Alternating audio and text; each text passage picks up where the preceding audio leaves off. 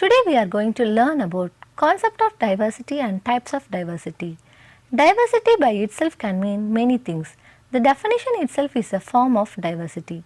Meanings range from a state or fact of being diverse or different to a variety of options. The important point in the formal meaning is that it indicates there is a point of difference. This means diversity broadly refers to many demographic variables. There are several other areas. However, well-known areas of diversity include race, religion, color, gender and nationality. In the internal dimensions of diversity, an individual has no control over these characteristics. These characteristics are assigned at birth, such as age, race, ethnicity, gender and physical ability. Next, we are moving on to diversity in Indian society. The source of diversity in India may be traced through a variety of ways. The most obvious ones are the ethnic origins, religions, castes, tribes, languages, social customs, cultures and subcultural beliefs, political philosophies and ideologies, geographical variations and so on. The first thing we are going to see about racial diversity. A race is a large biological human grouping with a number of distinctive inherited characteristics which vary within a certain range. There are 7 racial classifications in Indian society. The first one is Turco-Iranian. People having this strain in their blood are mainly found in Balochistan and Afghanistan, which are now outside the political borders of India. The next race is the Indo-Aryan. This strain is mainly found in East Punjab, Rajasthan and Kashmir, especially among the people belonging to the castes of Rajput, Khattri and Jat. The third race is the Scytho-Dravidian. It is a mixed racial type of Scythians and Dravidians. People having this racial ancestry are said to be found in Saurashtra, Coorg and hilly tracts of Madhya Pradesh. The fourth race is the Aryo-Dravidian. It is a mixture of Indo-Aryan and Dravidian races. They are mainly found in UP and Bihar, while the Aryan element is more pronounced among the Brahmins and other higher caste people. The Dravidian element is more prominent among the Harijans and other lower caste people of these regions. The fifth race is the Mongolo-Dravidian. This racial type, formed out of the intermixture of Dravidian and Mongolian races, is believed to be Brahmins and the Kayasthas of Bengal and Odisha. The sixth race is Mongoloid. This racial element is mainly found among the tribal people of northeast frontier of Assam. Seventh caste is the Dravidian. The people of South India and Madhya Pradesh are claimed to be of this stock. Risley has not referred to the presence of Nigerito element in Indian population. These 7 racial types can however be reduced to 3 basic races, namely the Dravidian, the Mongolian and the Indo-Aryan. Next we are moving on to the principal races in India. The first is the pre-Dravidian, second is the Dravidian, third one is the Indo-Aryan, fourth one is the Indo-Alpine and the fifth one is the Mongolian. Shall we see about religious diversities? There is also to be found an equal variety of religions. All the word religions are found here: Hinduism, Buddhism, Jainism, Sikhism, Islam and Christianity. All have their sects and subdivisions. As per the religious census data of 2011 released by the Registrar General and Census Commissioner in 2011, stated that different religious groups comprised of Hindu population, that is 79.8%, Muslims are 14.2%, Christians are 2.3%, Sikh are 1.7%, Buddhists are 0.7%, Jain are 0.4% and other religions are 0.7% and religion not stated are 0.2%. Let us see about Hinduism. It is an amalgamation of Indo-Aryan, Dravidian and pre-Dravidian religious elements. It is a religion of majority of the people of India. The followers of Hinduism believe in the policy of karma, dharma, rebirth, immortality of soul and salvation. Hinduism allows a number of possible conceptions of God. It also prescribes various alternative paths of attaining God. The Sakta, the Shaiva, the Satnami, the Lingayat, the Kabir Panthi, the Brahma Samaj, the Arya Samaj are the different sects of Hinduism. The next religion is Islam. Islam, the religion of the Muslims, originated in Arabia. It came to India towards the last quarter of the 12th century AD with the Muslim invasions. The Muslim rulers in India patronized it. They established long dynastics over large chunks of the country and encouraged conversions from Hinduism and Buddhism. Islam does not believe in idol worship. It professes the fatalistic acceptance of Allah will and considers Prophet Muhammad as the greatest prophet. The next religion is Christianity. Christians in India constitute more than 2% of its population. They are very widely scattered all over the country, but they are mainly concentrated in the south and especially in Kerala, where they form nearly 25% of the state's population. In the north, Christianity has spread rather sporadically. There are mainly three sects in Christianity, that are Roman Syrian, Roman Catholic and Protestants. The next religion is Sikhism. It was founded by Guru Nanak in the 16th century AD. Sikhs were originally a part of the Vaishnava sect before they converted to it. Sikhism was later developed by a line of Sikh gurus who succeeded Guru Nanak. According to Rose, the Sikh creed involves belief in one God. It prohibits idolatry, pilgrimage to the great shrines of Hinduism, faith in omens, charms or witchcrafts, and does not recognize ceremonial impurity at birth and death. The next religion is Buddhism. It originated in India during the 6th century BC. Its founder was Gautama the Buddha. Buddhism enjoyed royal patronage for a long period beginning from the great emperor Ashoka in the 3rd century BC. As a result, Buddhism spread not only in India but also in countries outside India. It has two sects, namely the Hinayana and the Mahayana. At present, Buddhists are found in Sikkim and adjoining hills. They are also found in Maharashtra. The next religion is Jainism. Lord Mahavir established Jainism in India in the 6th century BC. It is very close to Hinduism. Many of the Hindu doctrines are retained in it. Jains, like the Hindus, they worship the cows. They often worship in the Hindu temples and also employ the services of the Brahmin priests in their domestic rites. Jains are mainly urban people and are found in the town and cities of Punjab, UP, Rajasthan, Gujarat and Maharashtra. The next religion is Zoroastrianism or Parsi. The Parsis are the followers of Zoroaster came to India in the 7th century AD from Persia in order to escape the forcible conversions to Islam. They worship fire. They expose their dead on the so-called towers of silence to be eaten up by vultures so that the elements earth, fire and water are not defiled by the contact of the dead matter. Their number in India is negligible. They are about 1 lakh in total, half of which live in the city of Mumbai alone. As they are mainly urban, they are the most literate and are on the top of the economic ladder in India. Next one is animism. It is mainly a tribal faith. In India, there are about 25 million people who believe in animism. It is a primitive religion according to which man is believed to be surrounded by a number of impersonal ghostly powers. These powers are said to reside in rocks, rivers, trees, stones like that. The above discussion makes it amply clear that India is a land of numerous religions. It is in view of this religion's diversity that independent India has declared secularism as one of the main principles of its state policy. The next thing is linguistic diversity. India is called the veritable Tower of Babel. India presents a spectacle of museum of tongues. Reports and research studies stated the presence of 1652 languages in India. Most of the languages are spoken in North India. This multiplicity of languages creates a new social cleavages in the already divided population of India.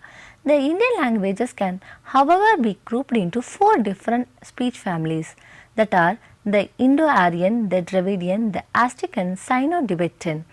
Hindi, Urdu, Punjabi, Assami, Bengali, Odia, Gujarati, Marathi and Kashmiri belong to the Indo-Aryan speech family. The Dravidian linguistic group includes 4 southern languages, namely Tamil, Telugu, Kannada and Malayalam. The tribes of central India speak Aztec languages and the tribes of northeastern India speak the Sino-Tibetan languages. As a result, the domiciles of particular states speak a particular language and the Constitution of India has recognized 22 major languages. The Dravidian language includes Tamil, Telugu, Malayalam and Kannada. English, Portuguese and French are included in the European language family. Portuguese and French are mostly spoken by people in Goa and Pondicherry respectively. Hindi has been accepted as the official language in India. English remains an associate language. Thus, linguistic diversity has posed a major threat to the unity and existence of our country. The next thing is caste and class diversity. As a form of stratification, the caste is peculiar to the Indian society. It may be called as an extreme form of closed class system. The status of individuals in the social hierarchy of determined by birth. The caste system is also found in other parts of the world, but not in a complete form as it is evinced in India. The Indian caste system is divided into the Brahmins, Kshatriyas, Vaishyas and Sudras. It is not confined to Hindus alone.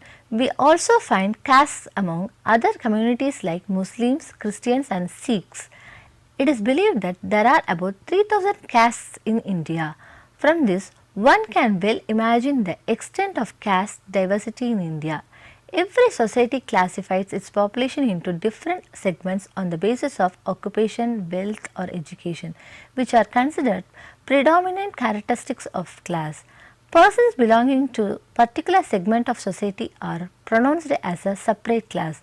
They formulate their own values and aspirations for the efficient functioning of their community. Stronger the class consciousness, greater are the chances of social conflicts. In India, which is also a closed society, the class consciousness has been intensified by the pace of social and economic change, and this has threatened the old social order. The next thing is tribe.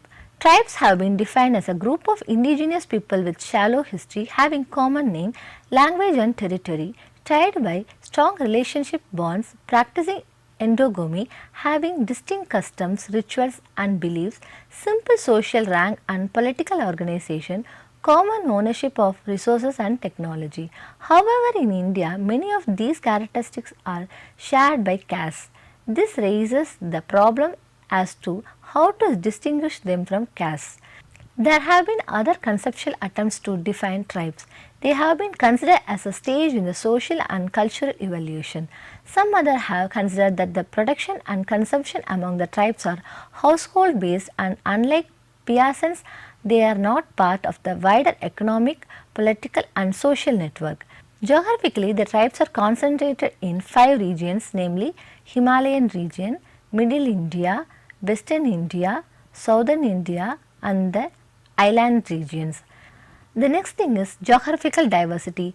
Geographically, India can be divided into 4 regions. The first is the Himalayan region or the northern mountain wall that extends from Kashmir in the west to Assam in the east. This region includes Kashmir, Kangra, Tehri, Kumaon, Nepal, Sikkim and Bhutan. The second region is the great and big northern plains which are provided with water by the rivers like Indus, Ganges, Brahmaputra. Due to this, the region is most fertile and productive. The third region is comprised of the plateau of the central India and the Deccan. The western Ghats and the eastern Ghats are structured on the 2 sides of the Deccan which meets at Nilgiris. The Coromandel coast stands between the eastern Ghats and the Bay of Bengal. Apart from this, feudalism has been an important part of Indian polity after the Mayuryan period and has virtually controlled the political system since 8th century onwards. It ensured that whenever the central authority weakened, the local lord would strive to become independent. A number of local kingdoms like Awadh, Bengal and Hyderabad arose after the decline of Mughal Empire. Support of such rulers helped in developing local dialects and culture, helping the region to grow into a separate and linguistic identity. Regional identity thus is a combination of geographical and cultural identities, and regional consciousness invariably evolves from either or both of these characteristics. When this regional consciousness is coupled with economic disparities, it brings in a contradiction between the community and the state, and the community starts demanding a separate administrative setup in the form of state or autonomous councils where they can preserve their socio-cultural identity and look after well-being of their people, which according to them are neglected. While some such movements have led to successful creation of states, others like Telangana have not been so successful. The region between the Arabian Sea and the Western Ghats is known as the Konkan up and Goa beyond, which it is known as Karnataka, while the southernmost part is known as Malabar coast or Kerala. Undivided India is as large as Europe without Russia. India contains about one-fifth of the total population of whole world. Thus, the physical features of the country, with its numerous rivers and lofty mountains, favors speculative bent of mind among people living in these geographical regions. This geographical feature promoted the growth of composite culture of the country. The next one is social diversity. The people differ considerably in social habits. They differ in their dresses, customs, food habits and manners. Different kinds of festivals are observed in different parts of the country by different categories of people. The next thing is diversity due to foreign influence. India is a large country with different geopolitical conditions in different parts of the country. This has brought differences in social evolution of the groups living in different parts of the country. Apart from the geopolitical diversity, interactions with foreigners due to invasions, trade and missionary activities have also led to foreign influences and social groups coming to India. All these have impacted the Indian society in one way or another. A large number of foreign invaders communities like Greeks, Kushans, Saaks and Hunans settled in India and were in the due course assimilated in Hinduism while retained some of their characteristics and hence formed different social groups.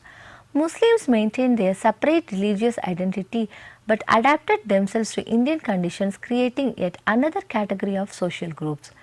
The next thing is unity in diversity.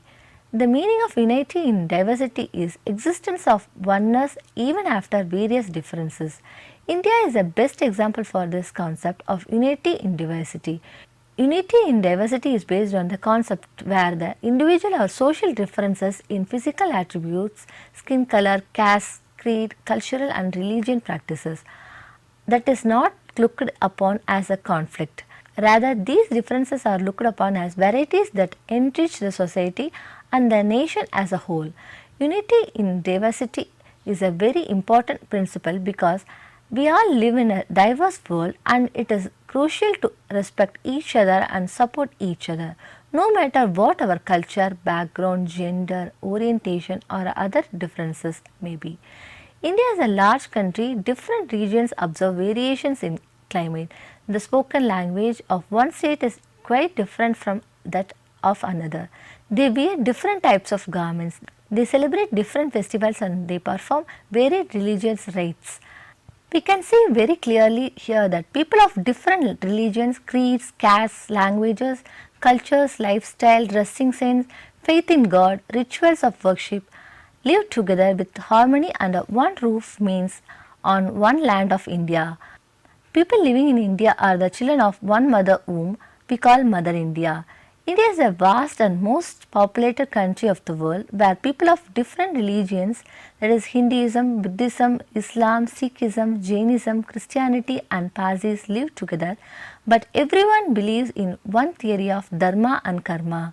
People here are God fearing in nature and believe in purification of soul, rebirth, salvation, luxury of heaven, punishments of hell. People here celebrate their festivals very peacefully without harming other religious people. In spite of these diversities, Indians feel a sense of unity and oneness among them. Thus, we conclude that India is a land of unity in diversity. Hope you understand the concept of diversity. Thank you, students.